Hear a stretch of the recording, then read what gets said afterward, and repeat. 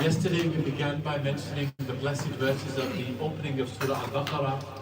We mentioned the haruf muqatta'at, alif, lam, mim, and mentioned how that is the elevation of the supreme status and the knowledge of Rasulullah sallallahu alayhi wasallam, and of course the knowledge that is exclusive to Allah subhanahu wa ta'ala. And we mentioned ذَلِكَ الْكِتَابُ لَا رَيْبَ فِيهِ هُدًى لِلْمُتَّقِينَ, that this is a book in which there is no doubt and that guidance is those for the muttaqeen. Today we're going to focus on the next two verses.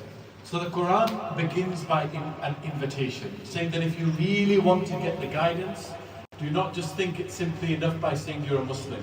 You need to elevate your iman, elevate your taqwa. Muttaqeen and taqwa are related in root words. The root word of taqwa is very interesting. The Arabic semantic field works in a very interesting word. In English, there are not many words to describe actions of certain beings.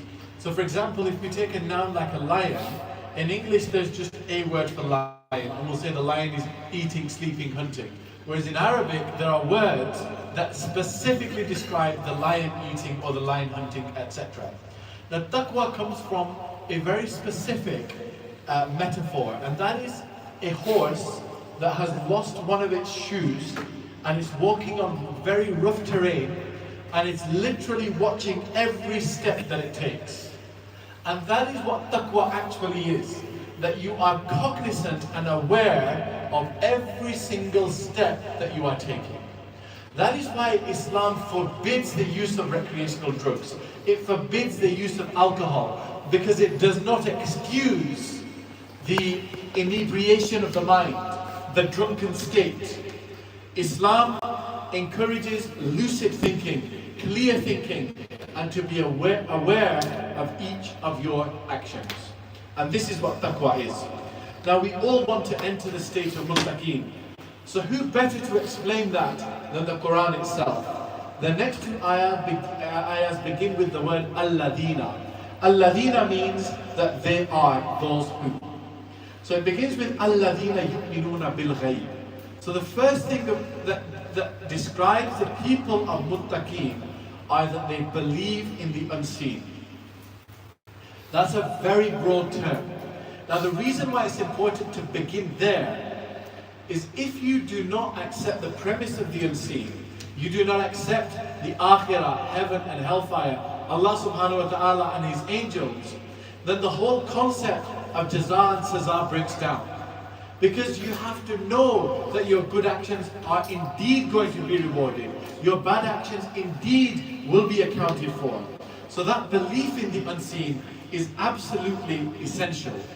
Now one of the modern ways of thinking is anything that is unseen, we say we don't want to entertain it in a discussion. Anything that can be measured scientifically, we'll say we'll accept it. For example, speed can be measured, temperature can be measured. But God, how can you measure God? We don't want to have that discussion. But actually, if you deeply reflect, there are many things in this world that are not recordable in scientific ways. For example, if someone says, I love you to their mother, you can't then say, right, let me prove, whether that's true or not by doing some type of chemical test. Similarly, poetry, the whole body of literature, the corpus of poetic knowledge, how it moves people.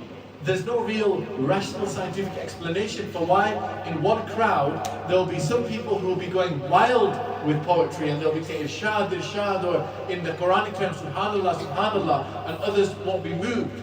So there's something beyond science, and that's called metaphysics. So the acceptance of metaphysics and the acceptance of the unseen is a precondition for entering the state of muttaqeen.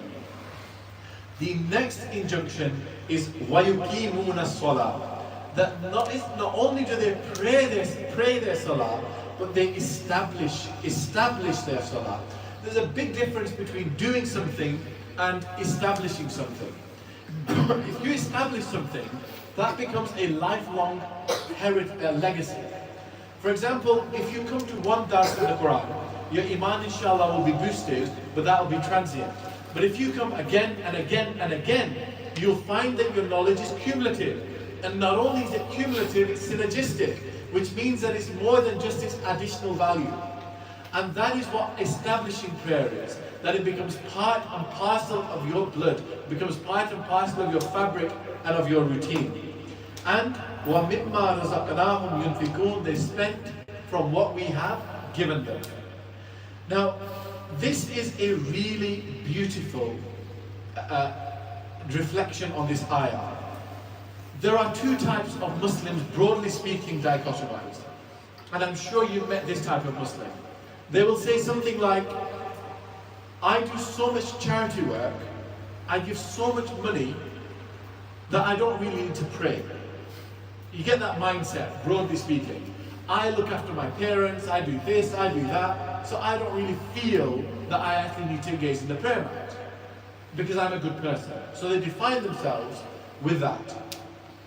Then you get the other person who will entirely engage himself or herself on the prayer mat, constantly praying, not aware at all of what's going on outside, not aware of the needs of their family, their relatives, their parents, broader society, and they just isolate themselves in that way. The Quran comes with the balance that nor can you excuse your prayer and nor can you excuse your service to society. And this is the reflection from this ayah. So for example, some people will get solace by not thinking about what's going on in the Muslim world. In particular, the trouble that's occurring in the Middle East, for example, by just saying, well, we're doing our bit, we're just praying. Islam does not allow you to absolve yourself from the problems of society. It asks you to keep engaged in them. Whether it's tiresome for you, you do whatever you can within your means, but وَمِمَّا رَزَقْنَاهُمْ يُنْفِقُونَ, you must spend from what Allah has given you. Now I want to contradistinct the word spend, because people often think that this is entirely about money. Now if it was entirely about money, you would agree with me that there are very poor people on this earth. There are people who are not only poor, but there are people in debt. Many people are like that. So if the ayah was specifically about spending money, then that would mean that those people who don't have the means, or who are poor, or who are in debt, can never enter the state of muttaqeen. But of course that's not the case. Razaqnahum means anything that Allah has given you.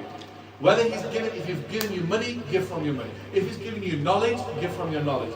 If He's given you from your skills, for example, let's say you're a computer engineer, software engineer, social media developer, videographer, so use that skill to promote khair, to promote goodness. And that's what you have to recognize, what has Allah blessed me with. That's why the Prophet ﷺ counseled when it came to charity, that if you can, give money, if you can give dates, and if you can't do that, give a smile, and your smile is a charity. So that's why Razaqnahum is an injunction to everyone and is applicable to all.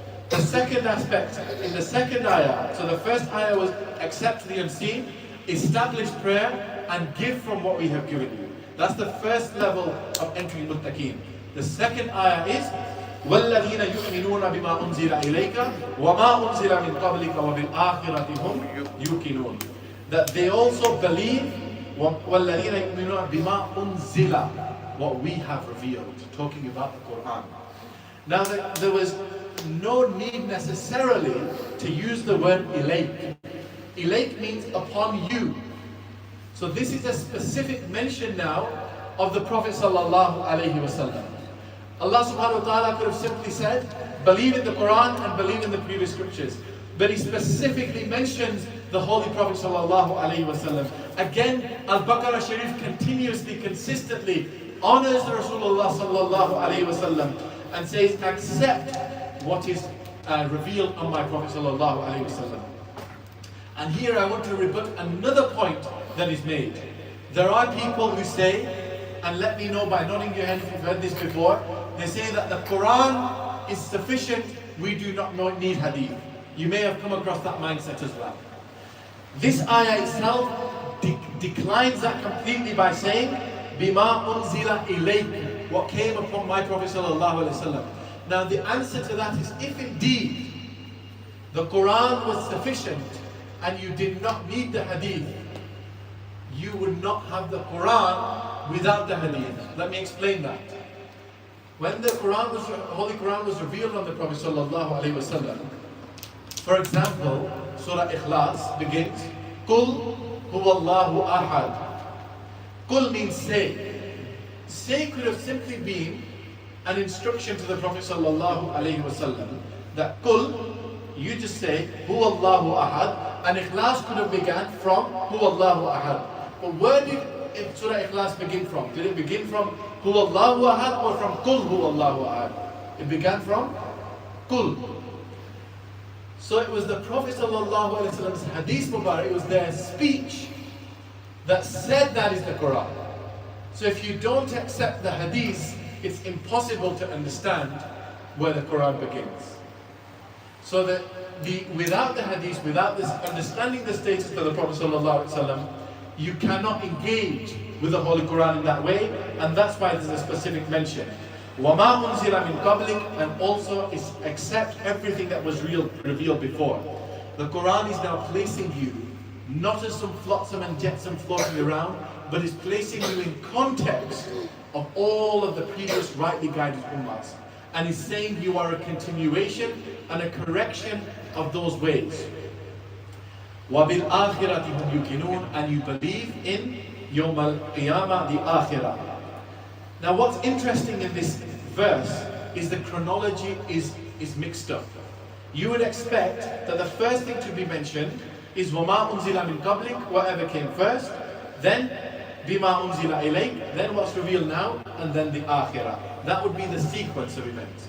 But the reason why the Quran comes first in this ayah and what was revealed before it comes after is because mankind, especially at the time of the revelation of the Quran, this was in Medina al-Munawwara, which was filled with Jewish scholars who knew the Torah inside out. They had preconceptions. We all have preconceptions. But the Quran came to say whatever your preconceptions were, you now have to change that lens and you see everything through the eyes of the Quran. So the Quran takes precedent before all your preconceptions, and then you believe in the Akhirah, which is re-emphasized because that was something that had dissipated and evaporated from the previous religions and indeed in their scriptures.